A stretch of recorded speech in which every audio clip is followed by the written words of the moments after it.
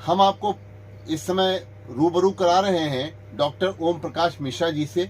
आपकी एक मेघ की शायरी है, वो भी हम सुनना चाहते हैं जी जी कि मौसम बदल रहा है जी। और मौसम बदलेगा, गर्मी के बाद बरसात आएगी, फिर मेघ आएंगे। बात यह है कि आप एक गुरु हैं और एक गुरु त्याग करता है, वो निस्वार्थ त्याग देता है, वो सब कुछ अपना समर्पित कर देता है अपनी उस पीढ़ी को आगे बढ़ाने के लिए, उस अपने को खोखला कर देता है। क्या बात, बहुत अच्छा, खूब। तो डॉक्टर साहब, वही बात आपने मेघ से तुलना करी है, वो क्या है डॉक्टर साहब, वो मेघ से तुलना करने वाली बात? मेघ संस्कृत के बहुत बड़े कवि थे जी उन्होंने शिशुपाल वध लिखा है जी और मेघ बहुत दानी थे। जी। तो इतना दानी थे कि कई दफ़े जीवन निर्वाह मुश्किल हो जाता था। तो किसी कवि ने अन्योक्ति के रूप में वो जो आसमान का मेघ है उसके विषय में लिखा है जी कि हे मेघ, तुमने वर्षा करके जी जो तपते हुए पहाड़ थे उनको शीतल कर दिया है। क्या बात। हे मेघ, तुमने जो हरे भरे वृक्ष थे उनको वर्षा के द्वारा हरा भरा कर दिया है। जी हे मेघ, तुमने वर्षा करके जो नदियां सूख गई थी उनको जल से आपूरित कर दिया है, और ऐसा करते हुए हे मेघ तुम रिक्त हो गए हो, किंतु यही रिक्तता तुम्हारी शोभा है। क्या बात। यही रिक्तता तुम्हारी शोभा है। तो मैंने भी प्रयास किया कि जो कुछ मेरे पास है मैं अपने विद्यार्थियों को संप्रेषित कर दूं, बहुत बढ़िया। और मैं रिक्त हो जाऊं।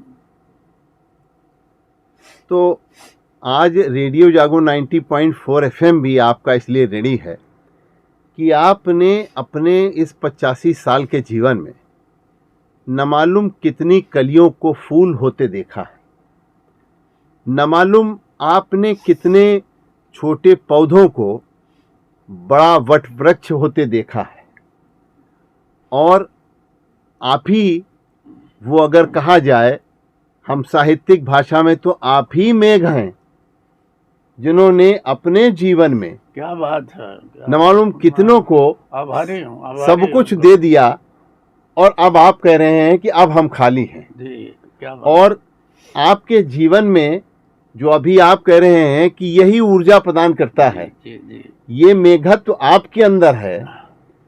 आज 85 साल की उम्र में, और इन मूल्यों वाले शिक्षकों की आज दूसरों को शिक्षा लेने की जरूरत है। और रेडियो जागो 90.4 FM ये कार्यक्रम अपने रेडियो के माध्यम से इसलिए प्रसारित कर रहा है कि नई पीढ़ी को, नए शिक्षकों को, नए उन विद्यार्थियों को जो शिक्षा ग्रहण कर रहे हैं, वो अपने शिक्षक को एक मेघ की तरीके से देखें, और शिक्षक अपने को हमेशा मेघ माने। क्या बात कि हमको अपने जीवन में वटवृक्ष माने, कि हमको दे के जाना है, हमको छाही देनी है, हमको अपने ये जो भरा हुआ है अंदर उसको निकाल देना है। जैसा कि आपने साहित्यिक भाषा में कहा कि वो सब निकाल देता है, बारिश में सब पानी उसका निकल जाता है और फिर वो खाली होता है, फिर वो अपने को बहुत ही मजबूत और बहुत ही ऊर्जावान समझता है। जी बिल्कुल। डॉक्टर साहब, आपने हिंदी साहित्य के क्षेत्र में 30 से अधिक पुस्तकें लिखी, और आप हैं अर्थशास्त्र के व्यक्ति।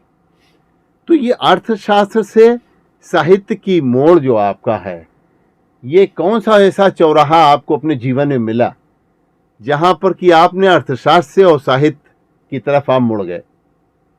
क्योंकि अर्थशास्त्र एक ऐसा शास्त्र है जो कहीं दूर दूर तक साहित्य से नहीं जुड़ता। उसमें तो सिर्फ अर्थ की बात होती है। हमको एक बहुत बड़े अर्थशास्त्री पीगू एसी पीगू की बात याद आती है तो वो उनकी उसमें उन्होंने कहा था कि अर्थ मानव एक शब्द उनका था कि अर्थशास्त्र में अर्थ मानव की बात होती है, यानी वो मानव जो सिर्फ अर्थ की बात करता है, यानी कि धन और मुद्रा की बात करता है। ये पीगू के शब्दों में था। तो आप तो इसके ज्ञानी हैं, आप इसको ये बताइए वो मोड़ कौन सा था जो अर्थशास्त्र और साहित्य का? गौड़ साहब, हमारे घर में गांव बेटा सतई में जी पिताजी ने साहित्य की बहुत सी किताबें टाट पर रखी थी। जी मैं अपना कोर्स छोड़कर उन किताबों को पढ़ा करता था। उसमें चाणक्य की भी किताब थी, सुकव की भी प्रतियां थी, कविता कौमुदी भी थी, बहुत किताबें थी। तो धीरे धीरे वो बीज का बपन प्रारंभ में ही हो गया था। जी जब मैं बीए कर चुका जी तो मेरे सामने प्रश्न था कि मैं कौन सा विषय लूं। मेरा विषय तो प्रिय विषय तो हिस्ट्री था, जी जिससे मेरे 100 में 73 मार्क्स आए थे।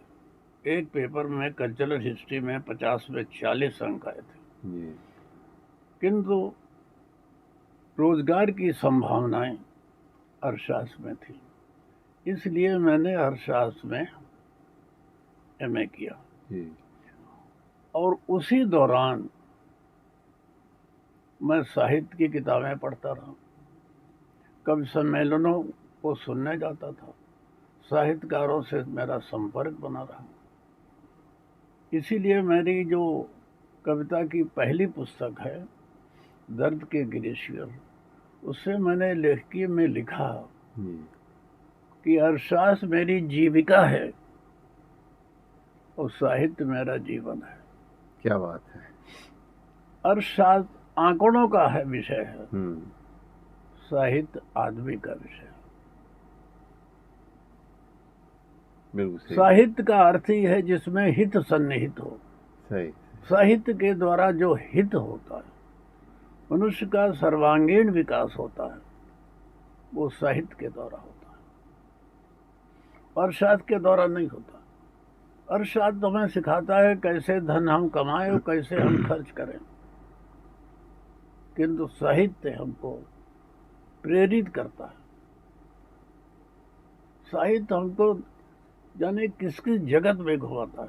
मेरे पास जो पुस्तकें हैं उनमें कबीर की, तुलसी की, सूर की, मिल्टन की, और जैसा कि आपने कहा पीगू की इकोनॉमिक्स ऑफ वेलफेयर, उन सब से। किंतु मुझे जो आनंद मिलता है साहित्य की किताब से, वो और कहीं नहीं आनंद मिलता है। तो साहित्य मेरे लिए बहुत कुछ है, और बहुत कुछ इससे मुझे ऊर्जा मिली है, आनंद मिला है, शक्ति मिली है। और मैं अब भी साहित्य साधना कर रहा हूँ।